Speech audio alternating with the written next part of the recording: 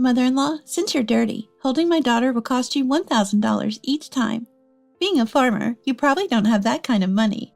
When I went to the hospital after hearing Rosie, my eldest son's wife, had given birth, she said this to me. She insulted and mocked me for being a farmer, implying I was unclean. My anger boiled over.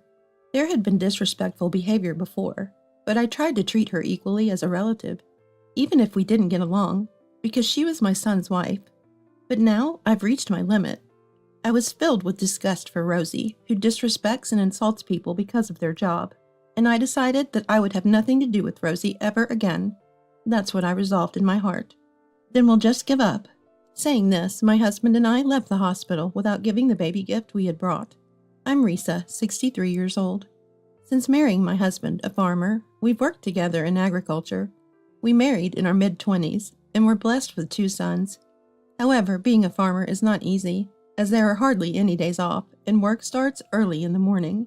Even so, with the help of family and neighbors, I was able to raise my 2 sons. Both of our sons have grown up. Our eldest, Evan, landed a job at a major IT company. Our younger son, Tim, became an employee at the city hall. With the children grown up, I continued working as usual, but always enjoyed leisure time, having tea with neighbors. Tim married Sharon, his classmate from the local area, a few years after getting a job. They built a house nearby, so they often visit us. However, Evan was all about his job and never mentioned marriage. Around the time he turned 30, I started to worry why he wasn't marrying, but he seemed to enjoy his work too much for me to say anything. Everything changed when Evan turned 35. He brought a woman home. "This is Rosie. We're dating and planning to get married." I was surprised, but secretly overjoyed, hearing Evan say this a bit shyly. Rosie seemed charming and cute. She's only 28, younger than Evan, but these days, age gap marriages aren't uncommon. I was happy Evan found someone wonderful, but Rosie's expression changed when we talked about work. What? Your parents are farmers? Yes, that's right. We mainly ship leafy vegetables, like arugula, too. The veggies Dad and them grow are really tasty. We have some vegetables harvested this morning. Why don't you take them? I'd really like you to try them, Rosie. Is that so? Rosie, who had been smiling until now, visibly grimaced. I wondered if I had said something offensive, but didn't dwell on it as Evan changed the topic. However, it was when Evan and the others were leaving. "Oh, don't forget to take the vegetables." When handed to Rosie, she made an overtly disgusted face and muttered, "Dirty." What? I couldn't believe my ears. It's covered in soil. It's just been harvested. They're in a plastic bag, so it won't dirty your car. Make sure to wash them well before cooking. I don't even feel like eating such dirty vegetables. I was shocked at Rosie's words. It's not that dirty, right? It's just a little soil. Why do I have to wash them? Are all people who work such lowly jobs as farming this unclean? I can't even think of them as the same humans. You don't need to go that far. I decided to marry Evan because he works at a big company and has a good income. To think his family is a bunch of farmers, it's the worst. Rosie was complaining. As I was about to respond to her insulting words about farmers, Evan, who had been getting the car out of the garage, came over. "What's going on?" Rosie was, "It's nothing. Evan, please take these vegetables they're offering." Rosie interrupted me with a loud voice. Evan, looking puzzled, took the vegetables from my hand. "Thanks, Mom. I'll call you later about the wedding and stuff." Saying this, Evan went back to the car. Rosie followed him, but when Evan wasn't looking, she came closer to me. "I have no intention of dealing with a farmer mother-in-law like you." Rosie whispered this so only I could hear. I couldn't believe Evan's partner judged and insulted people based on their job. Could their marriage really be okay? I became worried about Evan's marriage, but after that day, he was too busy with work to get in touch. I wanted to talk to him about Rosie, but couldn't, leaving me with unresolved feelings. Eventually, Evan married Rosie. I suddenly asked if Rosie was the right choice, but Evan seemed so smitten that my warnings probably wouldn't be heard. Though Rosie and I didn't get along, I swallowed my concerns as long as Evan was happy with her, and from then on, I avoided any interaction with Rosie. 2 months after Evan's wedding, a family gathering was planned for a meal. I contacted my sons, but Evan couldn't attend due to a business trip. "Instead, Rosie will come alone." "Rosie? Is she coming by herself?" "It's not far, and she said she'd be fine taking a taxi, so it should be okay." As the wife of the eldest son, she can't really skip it, right? If she's okay with it. Honestly, I was worried if she'd really come alone since she seemed to be avoiding our house. And my worries proved true. On the morning of the event, I got a call from Rosie. I'm feeling under the weather today, so I can't make it. Is that so? Evan's on a business trip. Are you sure you'll be all right alone? I think I'll get better with some rest, so don't worry. I'm going to sleep now, so I'll hang up. She ended the call abruptly. I was a bit irritated by her brusque manner, though I understood being unwell. But there was no time to dwell on Rosie. I stopped thinking about it because I had to prepare the meal. Tim's wife Sharon helped out, and we smoothly managed the preparation and cleanup. Sharon, thank you as always. No problem at all. Is there anything else I can help with? It's all set now. Oh, I received a cake. Would you like some before you go? How about you, Tim? Really, that would be great. Tim nodded happily, and while I was preparing the cake and coffee, a call came from one of the relatives who had joined us earlier. Hello, is something wrong? No, I'm just shopping on my way home, but I saw someone who looks just like Rosie. She's having a good time with an unfamiliar man. I'll send you a picture. Can you take a look? After hanging up, they sent the picture. What's this? What's up? Wow, isn't this Rosie? I thought she was unwell. That's what I heard. The photo was clearly of Rosie. She was walking arm in arm with an unfamiliar man, looking nothing like someone who was sick. Could this be cheating? It's possible, but we can't be sure with just this. We need more evidence. I was too shocked to speak. Not just for skipping the gathering with a lie, but the possibility of her cheating on Evan left me at a loss for what to do. Even if we confront her about cheating, she might just talk her way out of it. And it's hard to tell Evan, who's looking forward to the wedding, that he might be being cheated on. Yes, you're right. Though they were legally married, the wedding ceremony was scheduled 4 months later. Evan was busy, but making time to prepare a wonderful ceremony for Rosie. I couldn't bring myself to tell Evan that he might be being cheated on. If only we had solid evidence. With Tim's words, we all sighed. About half a year later, Rosie gave birth to a child. The pregnancy was discovered right after the infidelity suspicions arose. Despite the lingering doubts about her fidelity, I was genuinely happy about the birth of my first grandchild. After hearing about the birth, my husband and I went to the hospital. In the room, Rosie was holding the newborn. Congratulations on the birth. How are you feeling now? Still a bit tough, but not as bad as I thought. That's good to hear. Is Evan at work? He was here until a moment ago, but he left after getting a call from work. While saying this, Rosie lovingly stroked the baby. She's adorable. May I hold her? At my request, Rosie frowned. What? No way. Don't touch her, please. Why would you say that? Because it's dirty, right? Farmers have dirt under their nails, don't they? I can't let such hands touch my daughter. She looked at me and my husband as if we were filthy. If you really want to hold her, pay for it. Mother-in-law, you're dirty. So holding my daughter is $1,000 a time. Being farmers, you probably don't have that kind of money. I exploded in anger at Rosie, who laughed mockingly. I had tried to treat her equally as a relative, even if we didn't get along, because she was my son's wife. But now I've reached my limit. I was filled with disgust towards Rosie, who belittles people for their jobs and makes insulting remarks, and I decided that I would have nothing to do with Rosie ever again. That's what I resolved in my heart. Then I'll give up. Saying this, I left the hospital without giving the baby gift. Half a year later, Tim and his wife welcomed a long-awaited grandchild, a lovely baby boy, so adorable that everything he does seems precious. Thinking about working hard for my grandson, Rosie suddenly came to our house. Hey, is it true that you bought Sharon a stroller and baby clothes? She started yelling the moment she saw me, and I sighed. What's this about? Yes, we bought Sharon a stroller and clothes, but is there a problem? Why only buy for Sharon? You never buy anything for my daughter. That's because you called me dirty, didn't you? I thought you wouldn't want anything from dirty farming me. At that, Rosie's face twisted in frustration. But if I could get presents, it's different. I thought it was pointless to pretend to be nice since you're poor. But if I could get such nice things, I should have acted nicer, Rosie said, mixed with a sigh. Anyway, I'm surprised you could afford such a nice stroller with a farmer's income. It's a popular brand, even among celebrities, right? It was expensive, but it's lightweight and easy to push, so I thought it was a good choice. And for your information, despite what you keep saying about being poor, we earn about $70,000 a year. There's no way a farmer can earn that much. I sighed again at Rosie, who knew nothing. Our farm is large, and we use machinery to harvest a lot of vegetables, making it profitable. Plus, our vegetables are recognized for their quality, so we sell them at a slightly higher price. We have contracts with restaurants nationwide and sell directly, so even at higher prices, there are no leftovers, leading to a stable income.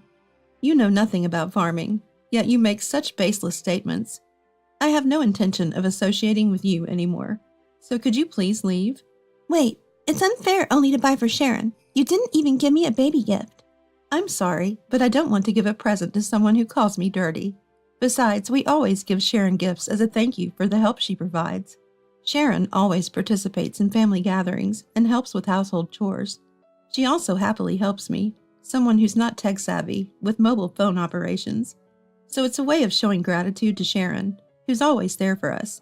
It's not strange not to give gifts to Rosie, who does nothing but say rude things. Still not satisfied, Rosie began complaining about the unfairness in front of our house. Just as I was thinking it was becoming a nuisance to the neighborhood, Evan came out of the house. What are you doing making a scene here? What? Why is Evan here? I thought you were at work. I took the day off. I had something to ask Mom. Rosie stood gaping at the sudden appearance of Evan. But first, what's this about? Insulting my mom is dirty and then demanding gifts? How can you say such things? It's not like that. This is... In front of Evan, who she had always tried to appear good to, Rosie started to panic. I just told mother-in-law to stop because she tried to touch me with dirty hands.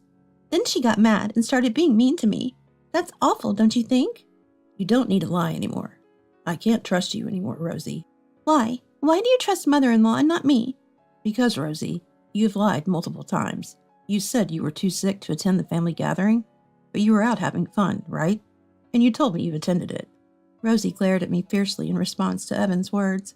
Unfortunately, it wasn't me who told Evan. A relative who saw you shopping informed him. The relative who sent me the photo had emailed Evan without mentioning the infidelity, but stating that his wife was out having fun. It seemed he didn't know about the man, but his distrust grew knowing Rosie had lied. I heard about everything from Mom. You've been really disrespectful, just because we're farmers. That's because farming is a job for the lowest of the low. It's a job for socially unfit people, and I didn't think any decent people were doing it. So you insulted Mom and Dad without knowing them, based on your own prejudices? I'm disappointed in you, Rosie. I don't want to see you anymore, so could you please leave? At Evan's cold words, Rosie's face turned pale. Leave? You mean the apartment we're living in? Yes, I can't live with you anymore, so please leave. The divorce papers will be sent through a lawyer. I apologize for what I said to mother-in-law, but a divorce just for that is too much. Rosie clung to Evan, almost crying. It's not just that, is it? Evan spoke in a voice I had never heard before. You recognize the man in this photo, don't you? Evan said this and showed Rosie the photo. It depicted Rosie with an unfamiliar man. The same person from the photo sent by a relative on the day of the family gathering. Why do you have this? Actually, I received messages from various people saying they saw you walking intimately with an unknown man, relatives and neighbors. Why would they talk about me? People in the countryside love gossip. Everyone was worried Evan might be cheated on and quickly informed me. In small communities, news spreads fast, so Rosie being seen with an unknown man quickly became known. It looked suspicious, so I was advised to investigate Rosie. I hired a detective, and they found a high possibility of infidelity. At my words, Rosie, realizing she couldn't escape, glared at me with immense anger. This is why I hate the countryside. Cheating? What about it? It's Evan's fault for neglecting me. I was lonely. If you were lonely, you should have told me directly. I thought it would be a bother, but I won't cheat again. Please forgive me. Rosie started to cry. However, Evan's expression remained stern. You said you were lonely because I was always working. But this report says there was a relationship even before our marriage. What's that about? Are you still lying to deceive me? That's a lie. It's a false report. The person is someone you've been dating since college, right? You've broken up and gotten back together several times. We even know his name, so maybe it's better to stop lying. At this, Rosie's face turned pale, and she began to tremble. From the looks of the photos, You've been buying quite expensive items. I had no idea you were using my money for this. This was impulse buying due to stress. Even so, you've bought a lot of brand name products, spending money I worked hard to earn. And on top of that, cheating? I can't trust you anymore. Wait, anything but divorce. Please, not that. Our daughter is still young. I can't survive if we divorce. Rosie clung to Evan while crying. I thought if she was going to do this, she should have never cheated in the first place. It's too late now for such regrets. I'm sorry, but my mind is made up. I'll be filing for divorce and seeking compensation for the infidelity. Our daughter is still young, and I can't work. How can I pay any compensation? What are you saying? That's not my concern. You betrayed me, so it's only fair. I'll consult a lawyer, I know, and let you know the amount later. Rosie seemed to realize that Evan would no longer be on her side. She stood up, her demeanor changing completely, looking furious. You've been saying whatever you want. Don't you have a heart? If you're going to talk about compensation and divorce, then pay child support. Can you pay $100,000 right now for her upbringing until she's 20? If you can't, I won't agree to the divorce. Rosie said this defiantly. Men have it easy. Even if you decide to leave me, you don't have to raise a child. At least fulfill your role as a father by paying child support. She probably said that thinking it would trouble Evan. Rosie crossed her arms, wearing a triumphant expression. But Evan just snorted at Rosie. Fine, I'll pay, if the child is actually mine. What? Rosie's face tensed instantly. I felt something off since I first saw my daughter. As she grew, that feeling intensified. She doesn't look like me at all, does she? Indeed, seeing my granddaughter today after a long time, she didn't resemble Evan or Rosie, having lighter pigmentation. Her droopy, large eyes seemed to resemble the man Rosie was with, not Evan. Today, seeing the face of the man you cheated with, I became certain she looks like him. And if you've been involved with him since before our marriage, it's possible the child is his. That's not true. She is your child, Evan. Then let's do a test. It'll make things clear. Wait, there's no need for that. Rosie, sweating and desperately trying to explain, wasn't believed by anyone. No, we should clarify this. If the test shows she's my child, I'll pay $100,000 in child support during the divorce. If she's not, I won't pay anything. That's outrageous. You can't test such a small newborn baby. It's fine. I know someone who has done tests on children. Realizing Evan was serious, Rosie turned pale and held her head. Regardless of the test results, I'm going through with the divorce, so please leave the house today. Wait, please listen to me one more time. Mother-in-law, help me. You love your granddaughter, right? I'll let you hold her as much as you want. Just forgive me. Rosie, giving up on Evan listening, grabbed my hand and clung to me. But I had no intention of forgiving Rosie after all the disrespect she showed. It doesn't matter anymore. I don't need to hold her. Please stay out of our lives. How can you say that? Ignoring Rosie's cries, Evan closed the front door. For a while, there was the sound of Rosie pounding on the door and yelling, but she reluctantly left when neighbors started to gather. Evan successfully divorced Rosie, and I was also able to cut ties with her. Later, a DNA test revealed that the child was not related to Evan at all. As a result, Rosie couldn't receive child support and instead had to pay compensation. Having been kicked out of the house, Rosie sought help from the man she cheated with, but he abandoned her, unwilling to take care of the child. With no one else to turn to, Rosie returned to her parents' home. I heard that her parents' home is in Philadelphia, in an area even more remote than around my house. In such a rural area, it seems the news of her returning home after cheating spread quickly. Somehow, even the details of her being cheated on and abandoned got out, and now she seems to be living quietly and uncomfortably. After the divorce, Evan focused even more on his work and got promoted. With no one to spend his money on, he generously took my husband and me on a trip, saying he had extra funds. Evan, being such a family-oriented person, I believe will surely make a wonderful husband and father in the future. I sincerely hope for beautiful new beginnings in Evan's life.